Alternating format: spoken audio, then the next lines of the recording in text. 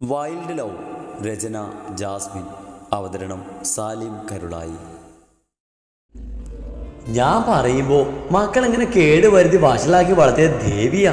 മക്കളെ ശാസിക്കേണ്ടത് ശാസിച്ചും തല്ലേണ്ട സമയത്ത് തല്ലിയും വളർത്തണം. അല്ലെങ്കിൽ ഇപ്പൊ കണ്ട പോലെ അഹങ്കാരികളായി മാറും.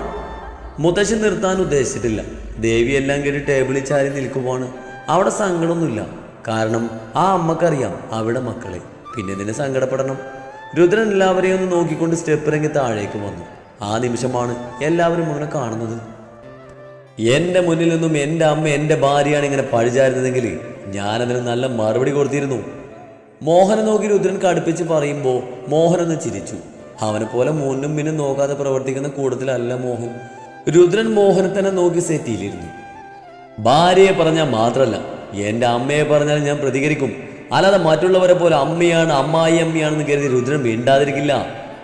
മോഹനെ നോക്കി ഇത്തിരി കടുപ്പത്തിൽ തന്നെയാണ് രുദ്രൻ അത് പറഞ്ഞത്. അവൻ്റെ വാക്കുകളിലെ കുത്തൽ മനസ്സിലായിട്ടും മോഹനൊന്നും മിണ്ടിയില്ല. ഞങ്ങളുടെ അമ്മ ഇതുവരെ ഞങ്ങളെ വളർത്തിയ രീതിയിൽ ഒരു ചെറിയ പിഴ പോലും സംഭവിച്ചിട്ടില്ലെന്ന് തന്നെയാണ് മുത്തശ്ശി ഞങ്ങളുടെ വിശ്വാസം. അതിൽ ഞങ്ങൾക്ക് 4 പേർക്കും, അല്ല എൻ്റെ അച്ഛൻ ഉൾപ്പെടെ ഞങ്ങൾ 5 പേർക്കും ഒരു സംശയവും ഇല്ല. ഉണ്ടോ? മോഹനെ നോക്കിയാണ് അവൻ ആ ചോദ്യം ചോദിച്ചത്. മോഹനില്ലെന്ന് തലയാട്ടി. പിന്നെ മുത്തശ്ശി പറഞ്ഞില്ലേ ഞങ്ങളുടെ എല്ലാത്തിനും കൂട്ടു നിന്നിട്ടെന്ന്. നല്ലതിന് മാത്രമേ ഞങ്ങളുടെ അച്ഛനും അമ്മയും ഞങ്ങൾക്കൊപ്പം നിന്നിട്ടുള്ളൂ. അത് മാത്രമേ ഞങ്ങൾ ചെയ്തിട്ടുള്ളൂ. എല്ലാം കണ്ടറിഞ്ഞ് തന്നെയാണ് ഞങ്ങളെ വളർത്തിയതും ഞങ്ങൾ വളർന്നതും. രുദ്രൻ മുത്തശ്ശിയുടെ മുഖത്തേക്ക് നോക്കി പറയുമ്പോൾ അവരവൻ അലസമായി ഒന്ന് നോക്കി. ദേവിയുടെ മുഖത്ത് ഒരു ചിരി വിടർന്നു. പിന്നെ മുത്തശ്ശിയുടെ രീതികളും എൻ്റെ അമ്മയുടെ രീതികളും വ്യത്യാസമുണ്ടാകും. കാരണം നിങ്ങൾ 2 പേരും 2 ദിശയിൽ നിൽക്കുന്നവരാണ്. മുത്തശ്ശിയുടെ ചിന്തകളോ പ്രവൃത്തികളോ അല്ല എൻ്റെ അമ്മക്ക്. മുത്തശ്ശിയുടെ മക്കളെ പഠിപ്പിച്ച രീതി കൈ കഴുകി ടേബിളിൽ വന്നിരുന്ന് കഴിച്ചെണീക്കാനാണ്. പക്ഷേ ഞങ്ങളുടെ അമ്മ ഞങ്ങളെ പഠിപ്പിച്ച രീതി ഞങ്ങൾക്ക് ആവശ്യമുള്ളത് ഞങ്ങളുടെ സൗകര്യത്തിനും സമയത്തിനും അനുസരിച്ച് വിളമ്പി കഴിച്ച് കഴുകി വെക്കുന്നതാണ്. ആ ഒരൊറ്റ കാര്യത്തിൽ നിന്നും തന്നെ മനസ്സിലാവും നിങ്ങൾ 2 പേരും തമ്മിലുള്ള വ്യത്യാസം.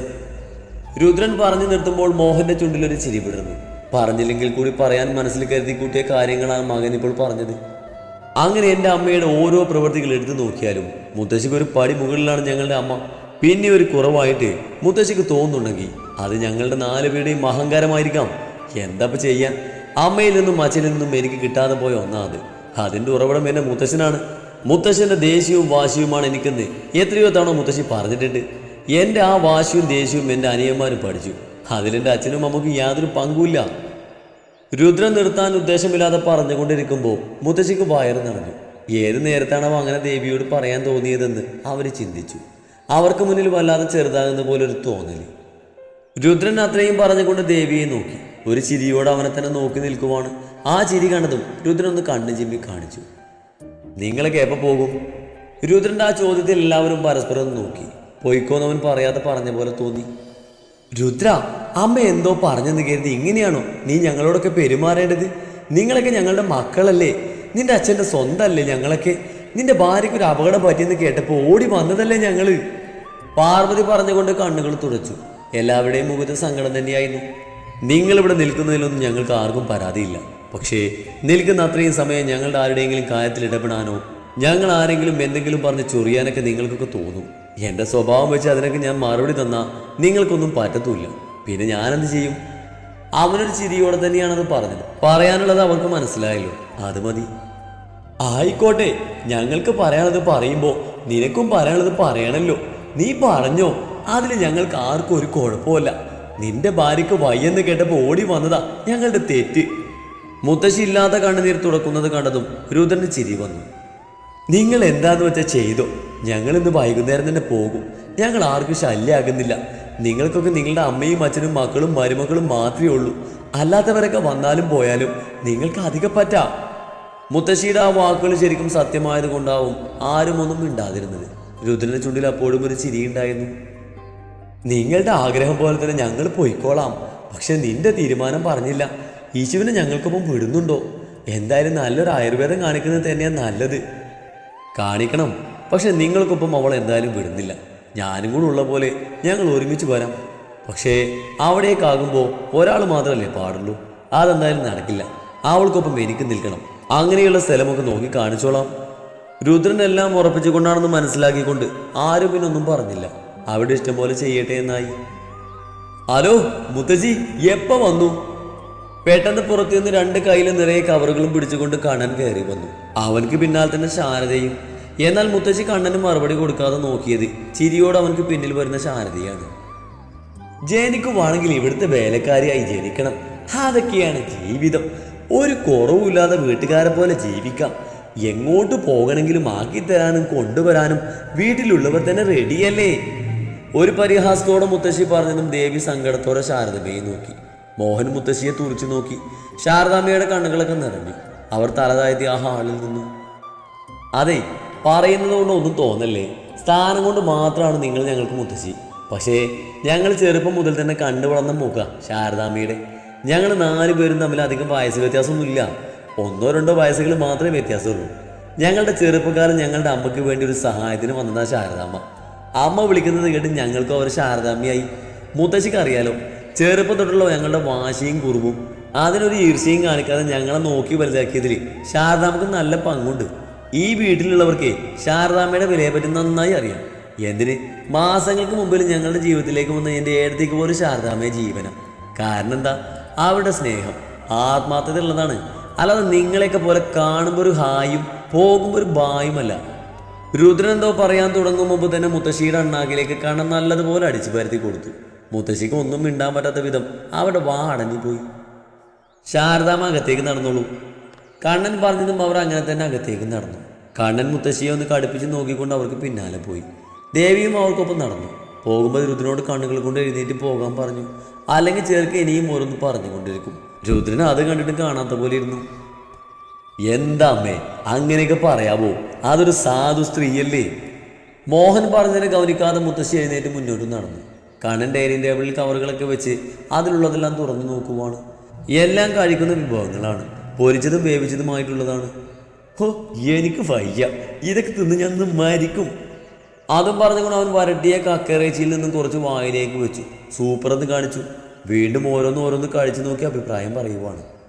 ദേവി, ഇനി ഇതൊന്നും നിന്റെ മരുമകൾക്ക് കൊടുക്കാൻ നിൽക്കണ്ട. എണ്ണമെടുക്കുള്ള സാധനങ്ങളാണ്. ഇതൊക്കെ കഴിച്ചാൽ മുറിവുണങ്ങില്ല, പഴുക്കാൻ സാധ്യത കൂടുതലാ. നിന്റെ സ്വഭാവം വെച്ച് അവൾക്ക് ഇഷ്ടമാണെന്ന് പറഞ്ഞാൽ നീ തന്നെ തീറ്റിക്കും. അതുകൊണ്ട് പറഞ്ഞതാ. ഒരാക്കലോടെ പാർവതി പറയുമ്പോൾ ദേവി ഒന്ന് ചിരിച്ചു.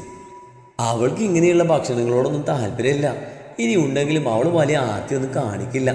പേരിനൊന്നും അതേ കഴിക്കൂ. പിന്നെ എൻ്റെ കുഞ്ഞിൻ്റെ കാര്യമില്ലേ, അത് മറ്റാരേക്കാളും നന്നായിട്ട് നോക്കാൻ എനിക്കറിയാം. എന്നാരത് പഠിപ്പിക്കൊന്നും വേണ്ട. ദേവിയുടെ ആ വാക്കുകളിൽ തന്നെ ഉണ്ടായിരുന്ന പാർവതി പറഞ്ഞത് തീരെ പിടിച്ചിട്ടില്ലെന്ന് കണ്ണനും മോഹനും രുദ്രനും ഒന്ന് ചിരിച്ചു. രുദ്രൻ ആ ചിരിയോടുകൂടി തന്നെ സെറ്റിയിൽ നിന്ന് എഴുന്നേറ്റ് അവർക്ക് അടുത്തേക്ക് നടന്ന് കണ്ണൻ്റെ കയ്യിലുണ്ടായിരുന്ന കുഴപ്പത്തിൽ നിന്നും ഒരു പൊട്ട് പൊട്ടിച്ച് വായിലേക്കിട്ട് ചവച്ചുകൊണ്ട് ശാരദാമ്മയുടെ തോളിലൂടെ കൈയിട്ടുകൊണ്ട് അവരെ നോക്കി ഒന്ന് കണ്ണു ചിമ്മി. മോൾക്ക് ഇപ്പം എങ്ങനെയുണ്ട്? അതൊക്കെ മാറിയില്ല ശാരദാമ്മേ, അവളെ എൻ്റെ പെണ്ണല്ലേ, സ്ട്രോങ് കേള്. രുദ്രൻ ഒരു ചിരിയോടെ പറയുമ്പോൾ ആ ചിരി ശാരദയിലേക്കും പറന്നു. കണ്ണൻ നല്ലോണം ഒന്ന് തലയാട്ടി. സ്ട്രോങ് കേള്. ഇപ്പം ഹാളിലിരിക്കുന്ന ആരെങ്കിലും ഒന്ന് നോക്കി പേടിപ്പിച്ചാൽ മതി, നിന്ന് കരയും. അവളിയാണ് സ്ട്രോങ് കേൾ എന്ന് പറഞ്ഞത്. രുദ്രൻ കണ്ണൻ്റെ തലയാട്ടിൽ കണ്ട് അവൻ്റെ തലയിലൊന്ന് കൊട്ടിയ ശേഷം മുകളിലേക്ക് പടികൾ കയറി. രുദ്രൻ നേരെ പോയത് റൂമിലേക്കാണ്. വാതിൽ തുറന്നകത്തേക്ക് കയറി ഡോർ അടച്ചുകൊണ്ട് ബെഡിൻ്റെ അടുത്തേക്ക് നടന്നു. അവിടെ ഒന്നും അറിയാതെ പുതച്ചു മൂടി കിടക്കുവാണ് അവൻ്റെ ഈശ. രുദ്രൻ പതിയെ അവളുടെ കാലിലൊന്ന് തഴുകിക്കൊണ്ട് അവൾക്ക് അടുത്തേക്ക് കിടന്നു. പലതും കണക്ക് കൂട്ടിയും കുറച്ചും ആ കിടത്തം അങ്ങനെ കിടന്നു. അവൻ ഈശയെ നെഞ്ചോട് ചേർത്തുകൊണ്ട് കിടന്നു. കുറച്ചു കഴിഞ്ഞതും ഈശു കണ്ണുകൾ തുറന്ന് അവൻ്റെ മുഖത്തിന് നേരെ മുഖമുയർത്തി കൊണ്ടുവന്നു. ക്ഷീണം മാറിയോ? അവളുടെ ക്ഷീണിച്ച മുഖത്തേക്ക് നോക്കി അവൻ ചോദിച്ചു. അവളൊന്ന് തലകുലുക്കി. രുദ്രൻ അവൾ അവനെ നെഞ്ചിലേക്ക് കിടത്തി. അവളെ ചേർത്ത് പിടിച്ചുകൊണ്ട് അങ്ങനെ കിടന്നു. ഈച്ചാ, മമ്മയെ കാണുന്നു തോന്നുന്നുണ്ട്. കുറച്ച് ദിവസം ആ സ്നേഹമൊക്കെ അനുഭവിച്ചു നിൽക്കാൻ ഒരു കൊതി. അത് പറയുമ്പോൾ അവളുടെ കണ്ണുകൾ നിറഞ്ഞു തുളുമ്പിയിരുന്നു. ഹോസ്പിറ്റലിൽ വെച്ച് കണ്ട ആനയിൽ അവളൊരു കപടതയും കണ്ടില്ല. ആത്മാർത്ഥത തന്നെയായിരുന്നു. പക്ഷെ അത് ശരിക്കും ഒന്ന് അനുഭവിക്കാനുള്ള അവസ്ഥയോ സമയമോ അല്ലായിരുന്നല്ലോ. അതുകൊണ്ട് തന്നെ അവൾ അത്രത്തോളം ഇപ്പോൾ ആ സ്നേഹം കൊതിക്കുന്നുണ്ട്.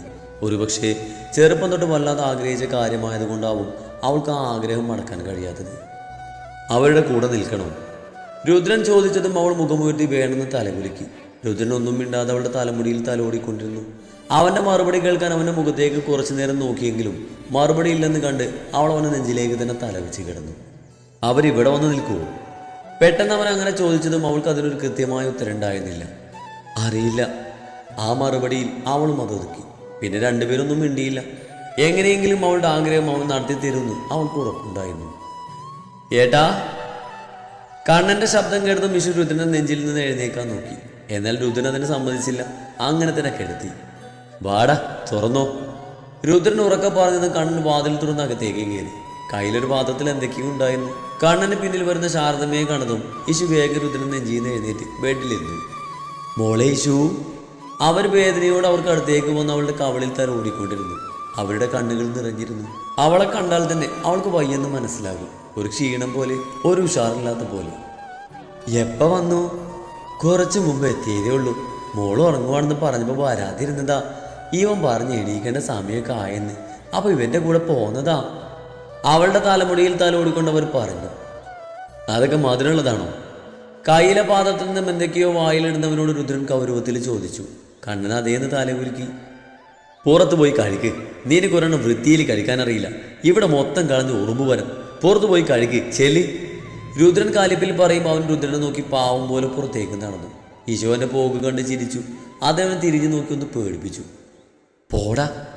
പതിയെ അവളൊന്ന് ചുണ്ടനക്കി. നീ പൊടി. ശബ്ദമില്ലെങ്കിലും അവന്റെ ചുണ്ടനങ്ങിയതിൽ നിന്നും അവൾക്ക് അവൻ പറഞ്ഞത് മനസ്സിലായി. ദേച്ച കണ്ണനെ പോഴീന്ന് വിളിച്ചു. ഈശു രുദ്രന്റെ മുഖത്ത് നോക്കി പറയുമ്പോൾ രുദ്രൻ കണ്ണനെ നോക്കി ഒന്ന് പേടിപ്പിച്ചു. യോ, ഞാനോ? പോടീന്നോ? ഞാനങ്ങനെ വിളിക്കും ഏട്ടാ. ചേച്ചിക്ക് തോന്നിയതാവും. ഞാൻ ഇവിടേക്ക് എന്തോ ഇത്ര പൊടിയെന്ന് പറഞ്ഞതാ. അപ്പൊ ചേച്ചിക്ക് തോന്നിയതാവും. പാവം ചേച്ചി, മനസ്സിലായി കാണില്ല. ആ, സാരല്ല. അതും പറഞ്ഞുകൊണ്ട് ഒന്നും കേൾക്കാനോ കൂടുതലൊന്നും പറയാനോ നിൽക്കാതെ അവൻ താഴേക്ക് പോഞ്ഞു. ഈശോ ചിരിയോടെ തലയാട്ടി.